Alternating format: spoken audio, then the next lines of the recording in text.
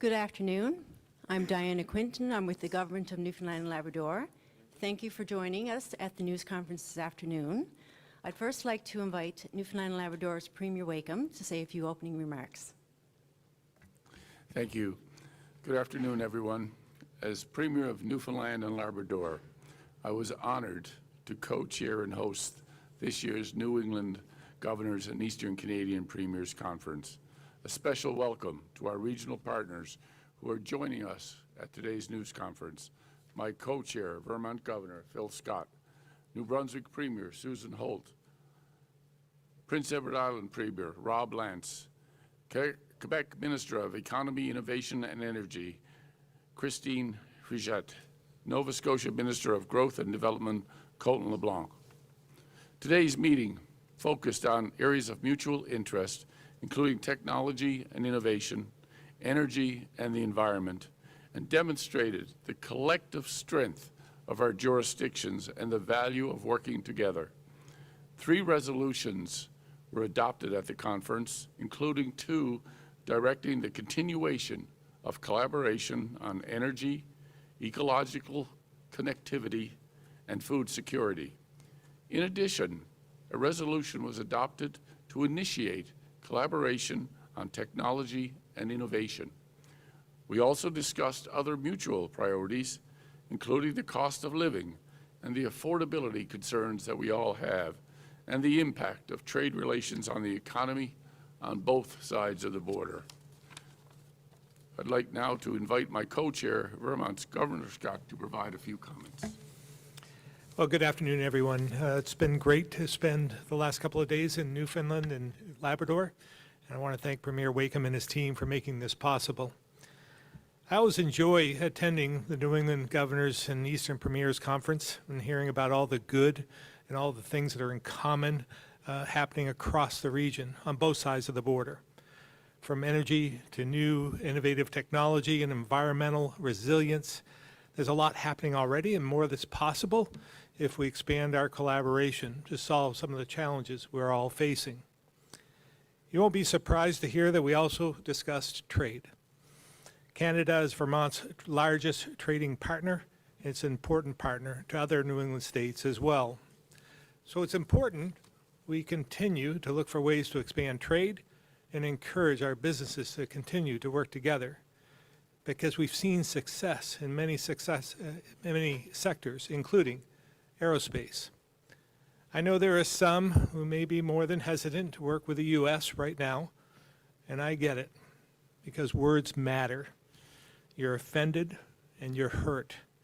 And the unnecessary rhetoric we're hearing far too often these days has a real impact on northern states, showing up in our Canadian visitor data. But I've said what I've said from the beginning. Canadians are more than just our friends. You're like family. And I said from the very beginning that tariffs in general are a bad idea because they're just a tax on consumers. But arbitrarily increasing tariffs on our closest allies is a terrible idea. A few months ago, Ethan Allen Furniture, a manufacturer in Vermont near the Canadian border, caught fire after a boiler malfunctioned. Thankfully, there was a swift response from fire departments in the area, which included Canadian crews from Quebec, who all pitched in to help save the day and put out the fire. This is just one simple example of many that reminds us how closely intertwined we are and our communities are. And I'm appreciative to their willingness to help, regardless of how divisive some of the rhetoric coming out of Washington is. Whether it's cross-border collaboration when responding to fires or other emergencies, workforce, tourism, energy, or trade, the relationship between Canada and New England is vital and very important, and something we all need to continue to repair and strengthen. And I can assure you, Vermont will continue to do our part to rise above the rhetoric and do the right thing. With that, I'll turn it over to the next speaker. Thank you very much, Governor Scott and Premier Wakeham. Now, I'd now like to open it up to the other heads of delegation if they'd like to say a few words. And I'll start with my left, Premier Holt. Thank you very much. I'd like to start off by offering a hearty thanks to our newest Premier, and congratulations, Premier Wakeham. You have shown us the Newfoundland hospitality that we've come to expect from this province. It's been fantastic to be here and to enjoy the good food and the great company, and so I very much appreciate the work that you and your team have done to make these meetings a success. And to Governor Scott, we're looking forward to Vermont next year. It's always good to be with you. I want to echo some of the colleagues, some of the comments that my colleague, Governor Scott, has said, because the relationship between Canada and U.S. is at, well, to be frank, it's in a difficult point.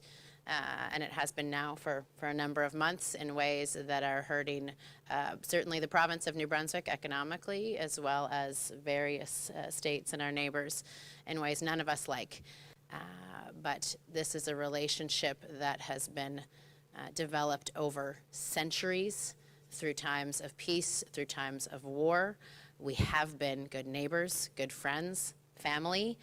And we will weather this storm. And like the example that Phil gave, we endured some terrible forest fires in New Brunswick this summer, and we got great support from our neighbors in Maine and beyond to help us in our time of need, because ultimately that's what matters. We'll get through these times, and we know there will be better days ahead. New Brunswick's economy is exceptionally integrated with New England, whether we're talking about agriculture, seafood, wood products, energy products, heating oil, gas, jet fuel, and more.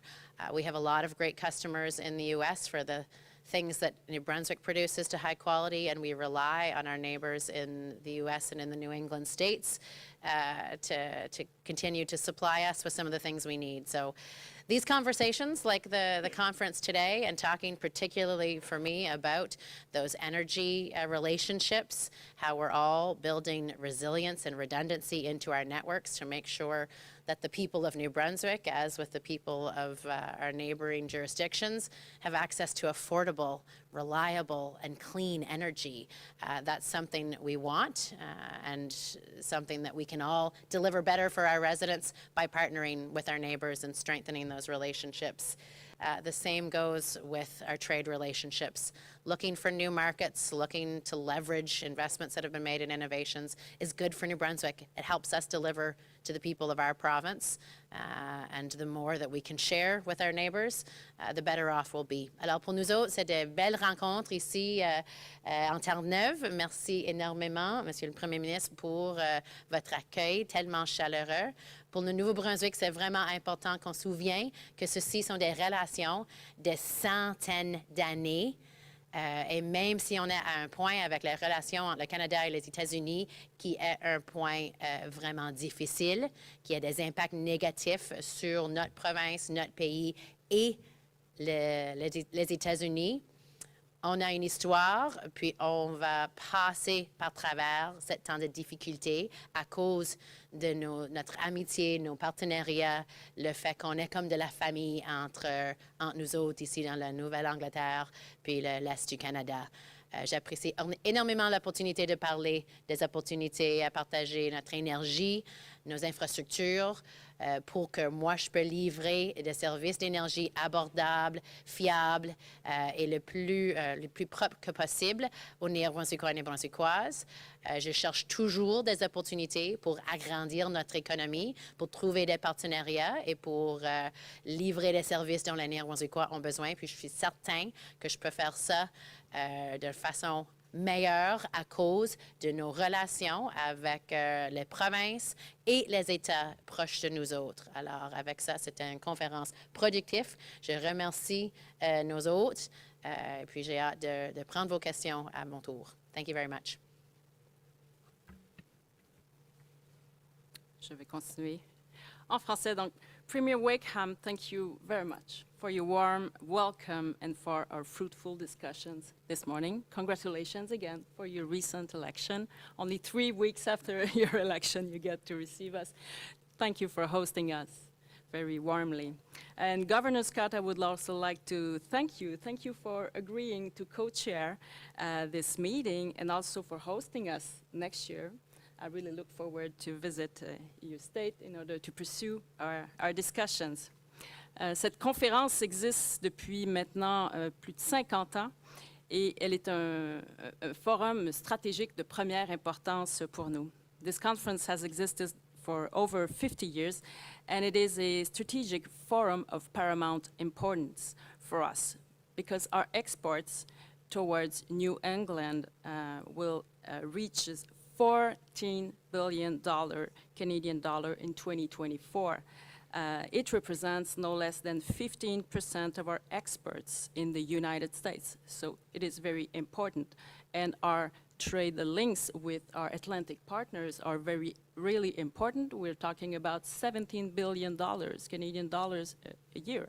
So it is paramount to us to maintain these close ties between us. And it is clear that the tariffs imposed by the U.S. administration are creating uncertainty on both sides of the border. This reminds us that we form a single economic region. Our shared goal is to promote smooth cross-border trade and strong supply chains in order to build a win-win relationship. Alors, je souhaite réitérer que le Québec est plus que jamais ouvert aux échanges commerciaux, aux échanges énergétiques en matière d'électricité avec l'ensemble de ses voisins du nord-est américain.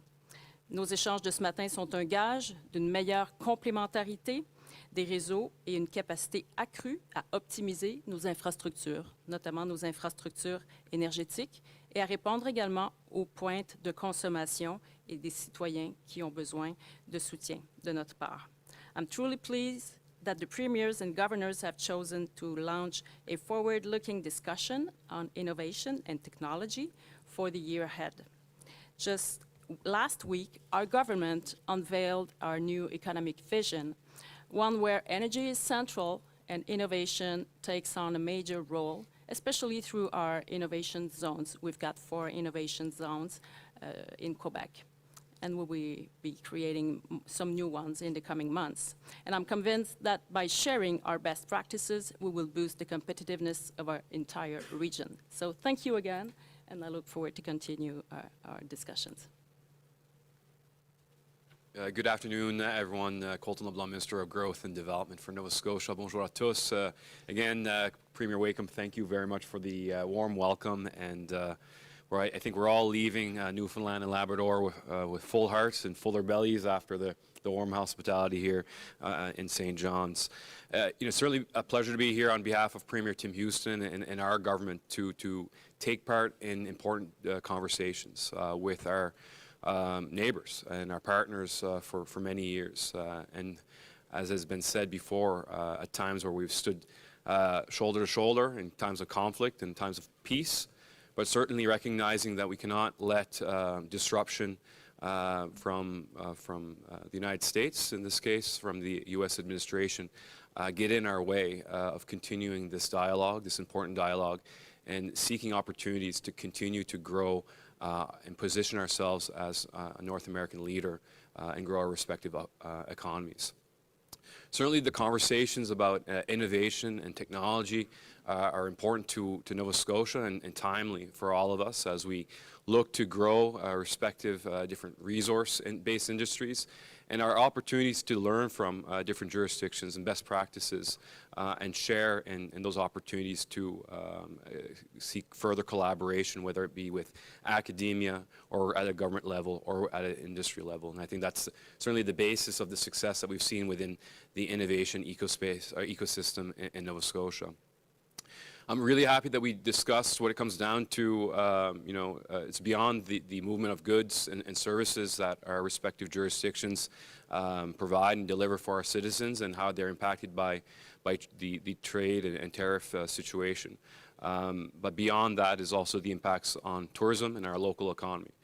So that is an ongoing conversation. But certainly the the differences of opinion on the tariff situation. It's not a difference between at a local government level. It's not against the state of Vermont, for example, or the state of Massachusetts or Maine. Of course, it's a difference of opinion at the federal level, and certainly we respect the friendships that we have with our families and friends and neighbors in the United States, and want to continue to work through these challenging times. What I'd like to finish off on is recognizing that we have a huge opportunity in front of ourselves, and as a region, we are seeing the growth for safe and for reliable and clean energy for our residents. And as a region, we have a collective opportunity to meet those needs. And as a province, really looking forward to the opportunities in advancing Wind West, which will really be a catalyst for generational investment, generational transformation of the region's economy that will help benefit and create thousands of jobs, not only in Nova Scotia, but also help grow and develop a strong supply chain for the Atlantic region, and also meet the energy needs in eastern or moving westerly into Canada, and perhaps even into the New England states. So again, it's been a real pleasure to be here in Newfoundland and Labrador on behalf of the province of Nova Scotia, to take part in these conversations, to continue the dialogue around collaboration, and look at the best interests of our respected provinces and territory, or provinces and states. So thank you very much. Thank you, Rob Lance, Premier of Prince Edward Island. I want to thank Premier Wakeham for the hospitality here. Thank you to the Sheraton and the staff for the accommodations and the hospitality here. The folks at the Innovation Center yesterday, a lovely part of this agenda. Very much enjoyed that, and of course the rooms last night. Thank you to the rooms and the staff there, and all those that attended the reception. A really tidy agenda. Enjoyed it. I think it was very productive. I think Governor Scott said that Canada is Vermont's largest trading partner, and likewise the United States is Prince Edward Island's largest trading partner.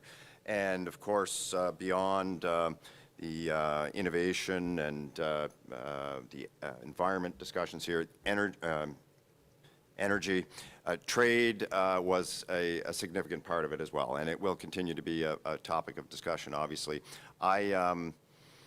I stressed that the upcoming review of CUSMA will be an important milestone in addressing those trade issues, and I would encourage, obviously, on this side of the border, we'll prepare ourselves as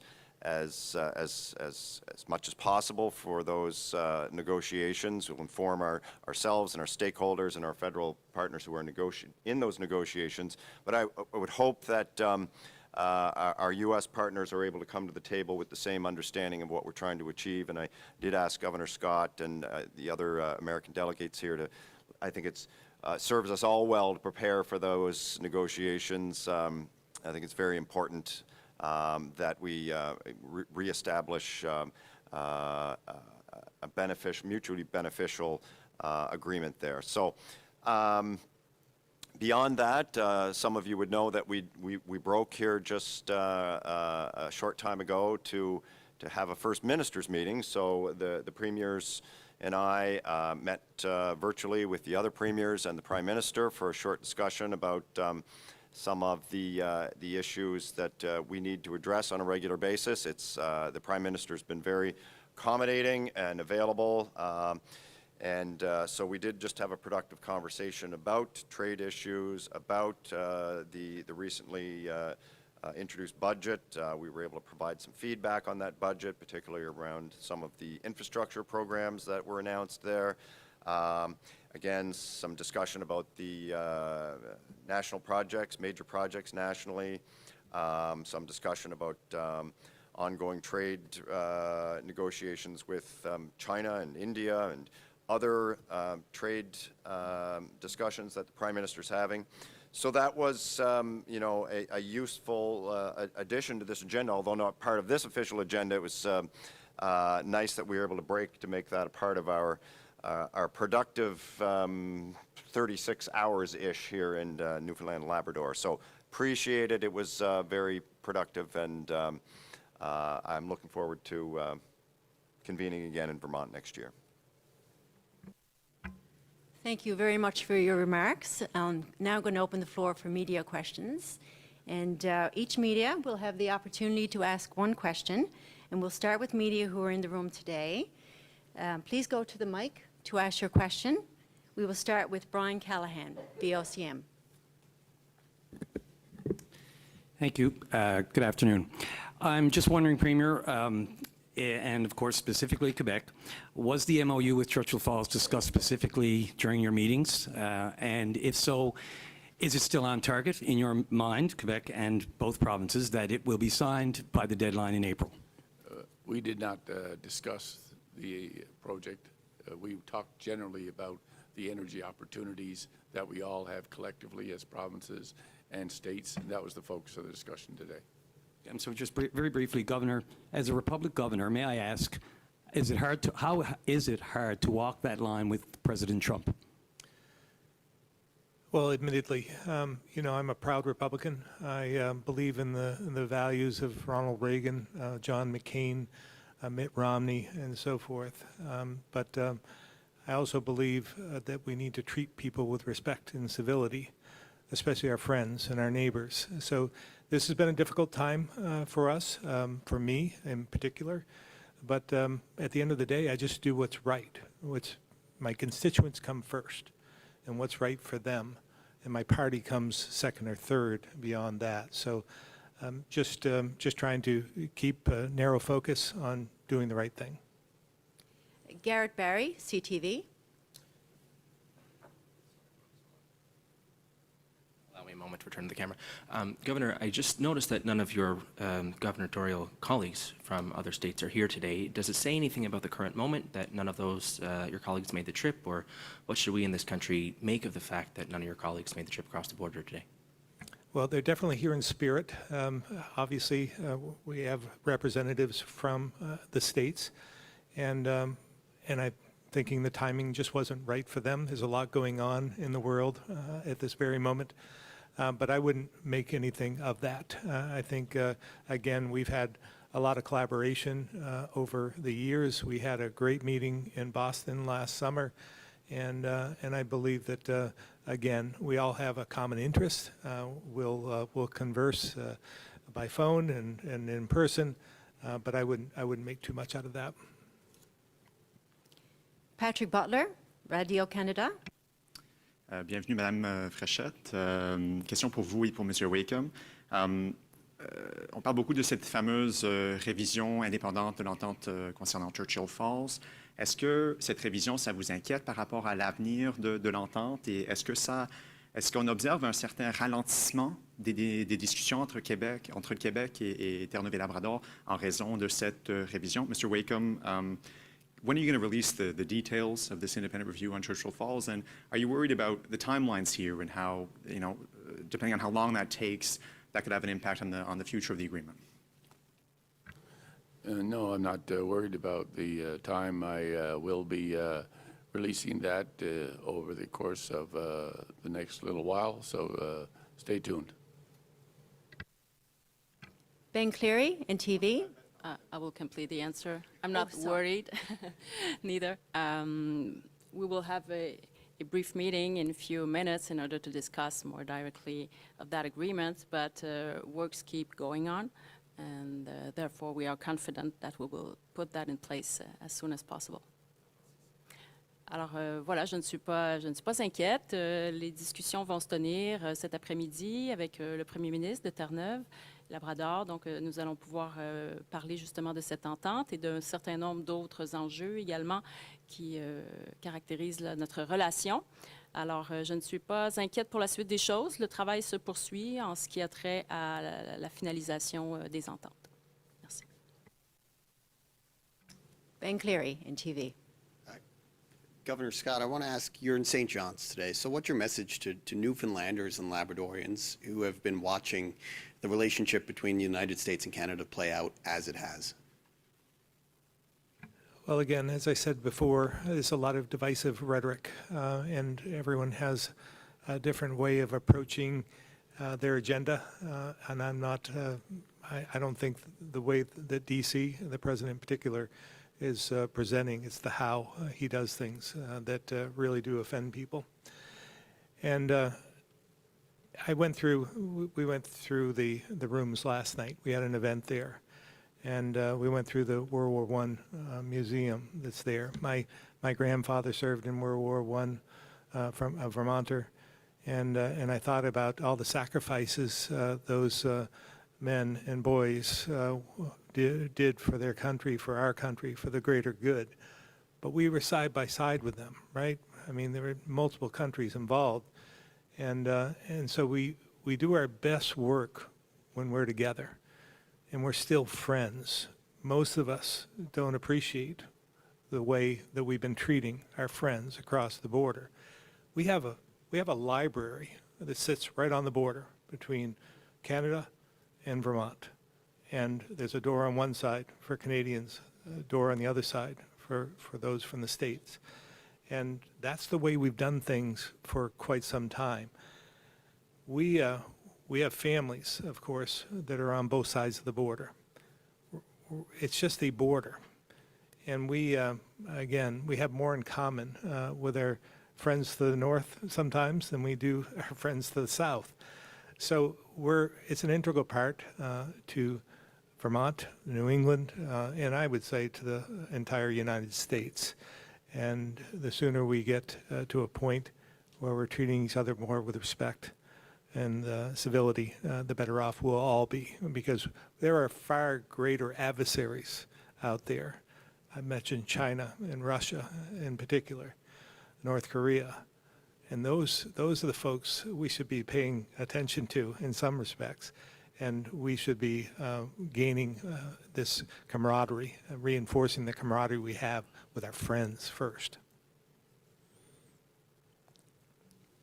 Mark Quinn, CBC. Governor Scott, I wonder if you could describe the impact the ongoing trade war with Canada has had on Vermont in terms of trade and tourism. Yeah, tourism has taken a hit in Vermont.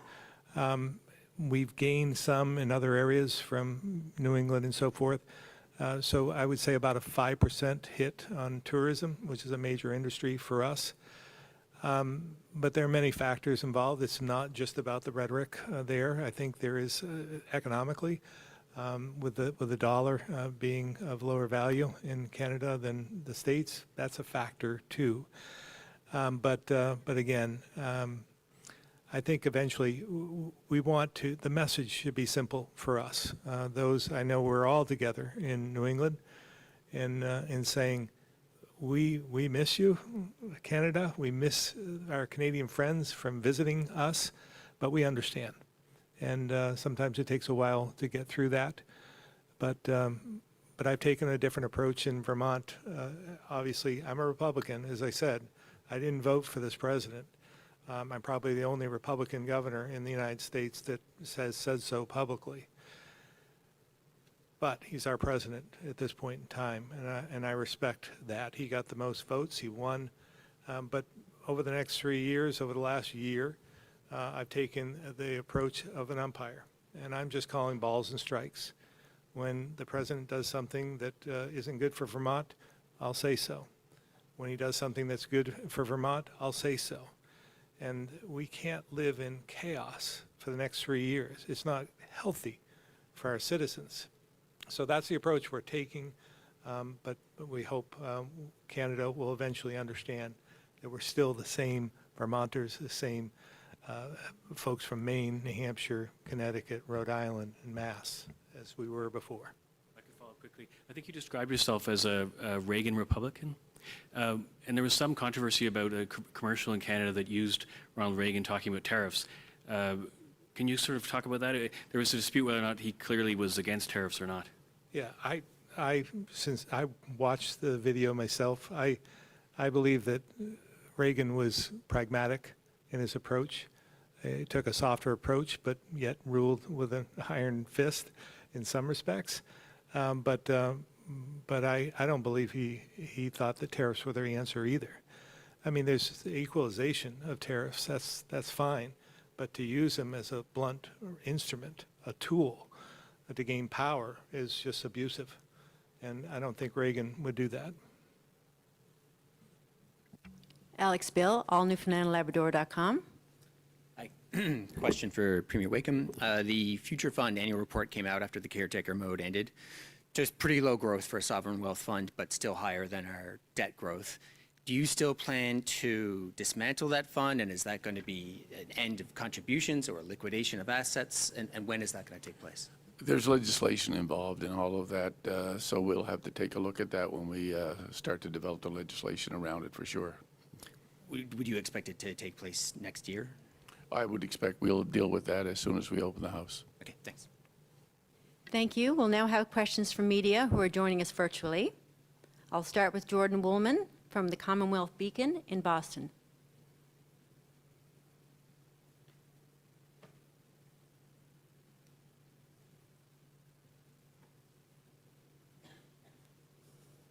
I'll move on to Francois Lacroix Lafreniere, Radio Canada, Halifax.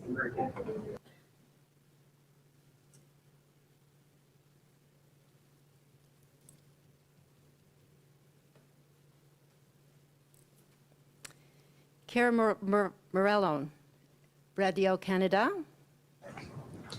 Hi, bonjour. Ma question est pour Madame Fréchette. Je me demande juste, on n'a pas encore eu de rencontre entre le Premier ministre à Terre-Neuve, Monsieur Wakeham, et Monsieur Legault sur les négociations de l'entente avec Churchill Falls. Quel signal ça envoie finalement par rapport à l'avenir de cette entente selon vous?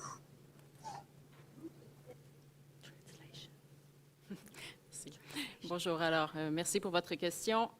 Il n'y a effectivement pas eu de rencontre à ce jour, mais il y a déjà eu des discussions, en fait au moins une discussion par téléphone entre Premier Wakeham et le Premier ministre Jean-François Legault. Donc cette première discussion a eu lieu et assurément qu'il y aura une rencontre prévue prochainement. Et en ce qui me concerne, j'aurai le plaisir d'avoir cette rencontre cet après-midi. I was saying that there has already been a discussion between Premier Legault and Premier Wakeham. Even though they haven't met yet, it'll be the case in approximately. And we will be meeting afterwards, after this press conference, the two of us. Thank you. And if you'd like to hear it while it's being, you can listen to these for translation. Thank you. So we'll talk to Sarah Smelly from Canadian Press next. Hello, can you hear me? Yes, we can. Okay. Minister Fréchette, I wanted to ask you, Premier Wakeham has said that he will subject the Memorandum of Understanding to an independent review. He will subject final agreements to a public referendum. He has called the April 2026 deadline an arbitrary deadline set by the province of Quebec. I wonder, how does your government feel about this? I look forward to having discussions with Premier Wakeham in order to discuss the next steps. From our point of view, the current agreement offers an interesting balance, and a balance that must be preserved. And so if there are some will on the Newfoundland and Labrador side for bringing some changes, we will be bringing demand for changes as well on our side. But for the moment, I think that this agreement offers a very interesting balance between the two of us. Oui, alors j'indiquais que l'entente actuelle offre un équilibre intéressant et que nous allons discuter de la vision du Premier ministre Wakeham pour la suite des choses. Si jamais il y avait une volonté de leur part d'apporter des modifications, de notre côté également, nous pourrions mettre de l'avant des demandes de modification. Mais pour l'instant, on considère qu'il y a un équilibre intéressant avec cette entente.